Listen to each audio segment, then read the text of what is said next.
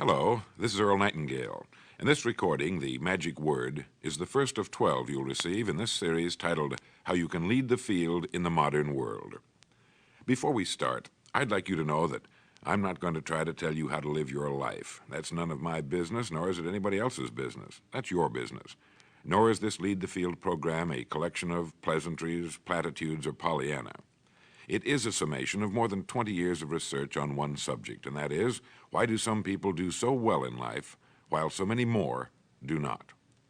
And the first thing let's talk about is the magic word. The experts call it the most important word as far as the results we get from life are concerned in this or any other language, and that word is attitude.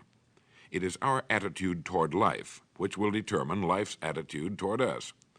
Let's face the fact honestly that we shape our own lives, and the shapes of them will be determined by our attitudes. A person with a poor attitude toward learning, for example, isn't going to learn much until he changes his attitude. If we take the attitude that we cannot do something, we generally will not do it. An attitude of failure, and we're whipped before we start.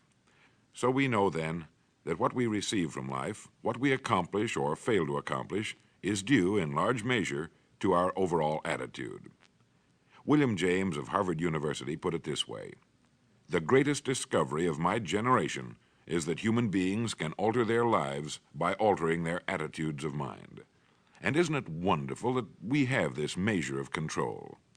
Before we start talking about our attitude toward the world, let's talk about our attitude toward ourselves, since it is the attitude we take toward ourselves which determines our attitude toward the world. Now, right here we come to a rather strange fact.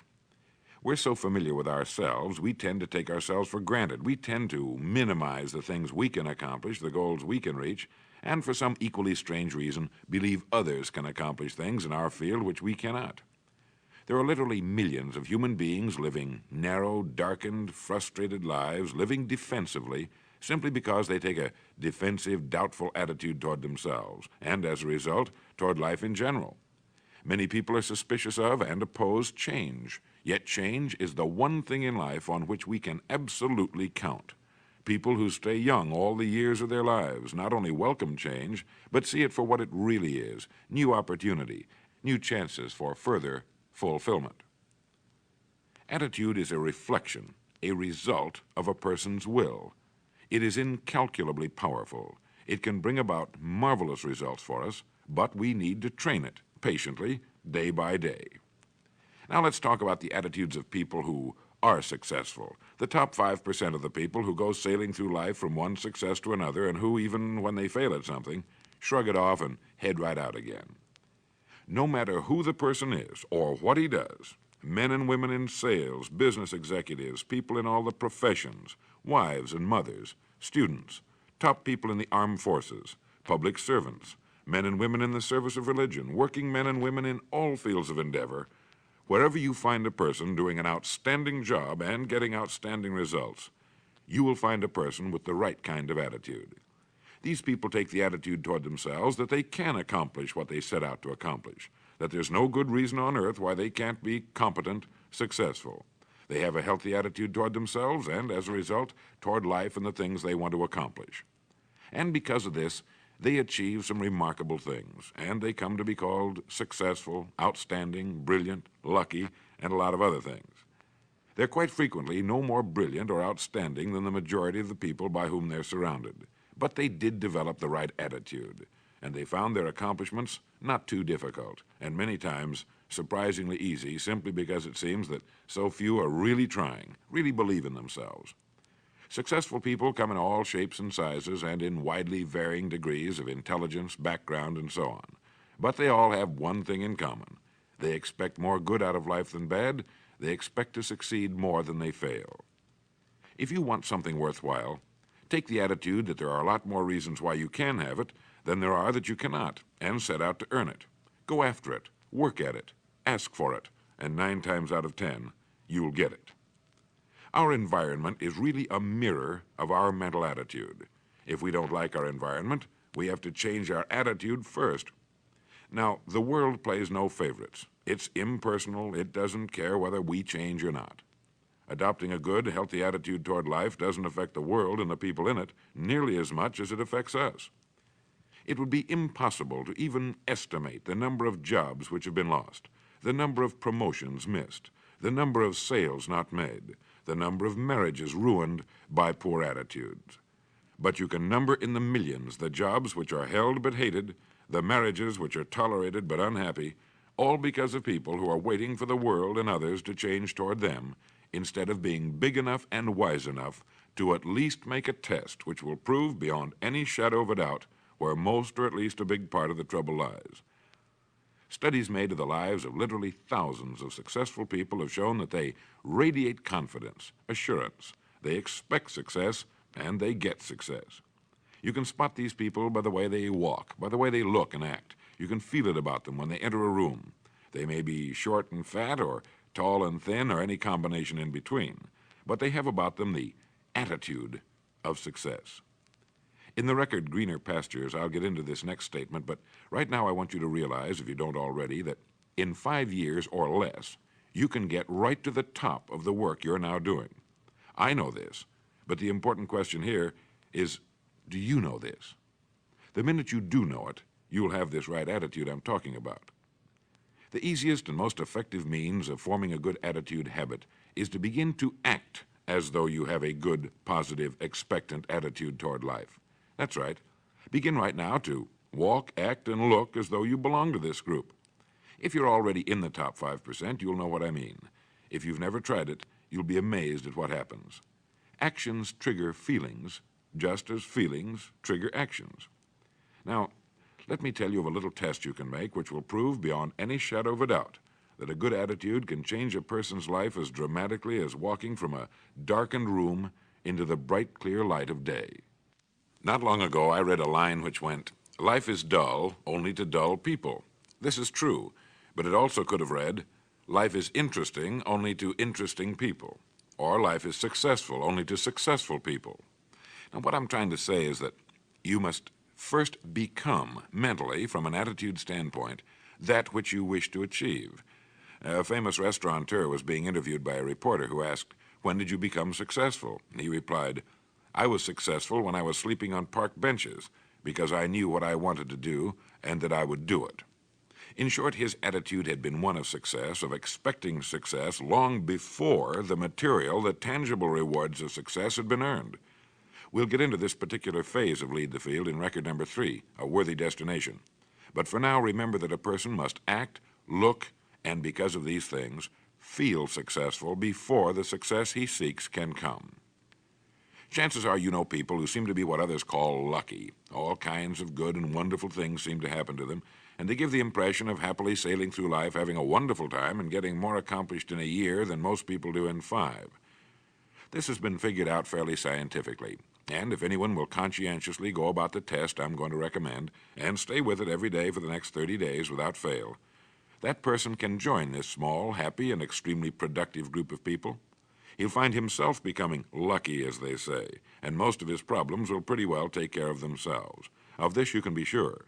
The results will be nothing short of amazing. Now, it makes no difference how good a person's attitude has been in the past. Anything can be improved upon, and it's the small refinements upon something already good that makes it great. So here's the test. For the next 30 days, act toward the world, everything and everyone with whom you come in contact, with the attitude which represents the kind of results you want to achieve. That is, if the result you want is more success in what you're doing, act as though you are already in possession of the success you seek. If you want others to treat you with admiration and respect, treat others with admiration and respect first. Have you ever stopped to think of this? Every human being on earth is the most important human being on earth as far as he or she is concerned. You may never get anyone to admit it, but it's a fact. So for the next 30 days, treat every person with whom you come in contact as the most important person on earth, remembering as you do so that as far as that person is concerned, he is. Now, the reason I say treat everyone in this fashion is mainly because this is the way human beings ought to treat each other, and because it will help you form a habit that will bring you amazing and delightful results for the rest of your life. Have you ever noticed that the higher you go in any organization of value, the nicer the people seem to become? You see, the bigger the person, the easier it is to talk to him, to get along with him, to do business with him. You know why? It's because he's got a good attitude, and people with the best attitudes just naturally gravitate toward the top. So for 30 days, act toward others and the world at large in exactly the same manner you want the world and others to act toward you. Treat your wife or husband as the person he or she really is, the most important person in your life, and the same with the children. Carry out into the world each morning for 30 days the kind of attitude you would have if you were the most successful human being on earth. And notice how it quickly develops into an habitual attitude. When a person does this, he should realize he has already placed himself on the road to what he seeks. He is right now in the top 5% of the people in this or any other country. He has prepared the ground and planted the seed. He has made of himself a magnet, an embodiment of that which he seeks. Before metal can be cast into a desired shape, the mold, the expectant receptacle, must first be fashioned. Before a building can be erected, the excavation must be made and the foundation laid. And before a person can achieve the kind of life he wants, he must become that kind of individual. He must think, act, talk, walk, and conduct himself in all of his affairs as would the person he wishes to become. He is then actually that person, and the things that person would have and do will naturally come to him. Almost immediately, a change will be noticed. Irritations that used to frustrate and annoy disappear. When some less informed individual gives you a bad time, stay on the track. When someone cuts in front of you with his car or acts in any other manner that shows his ignorance and lack of courtesy, don't permit yourself to drop to his level. Pity him, for that's what he really deserves. That's the very group a person doesn't want to belong to. And if he acts like them, well, let's face it, he belongs with them. There's nothing in the world that men, women, and children want and need more than the feeling that they're important, that they're needed and respected. They will give their love, their affection, their respect, and their business to the person who fills this need. So the magic word is attitude. And in summing up, a few points to keep in mind. 1, it is our attitude at the beginning of a task which, more than anything else, will affect its successful outcome. 2, it is our attitude toward life which determines life's attitude toward us. 3, we are interdependent. It is impossible to succeed without others, and it is our attitude toward others which will determine their attitude toward us.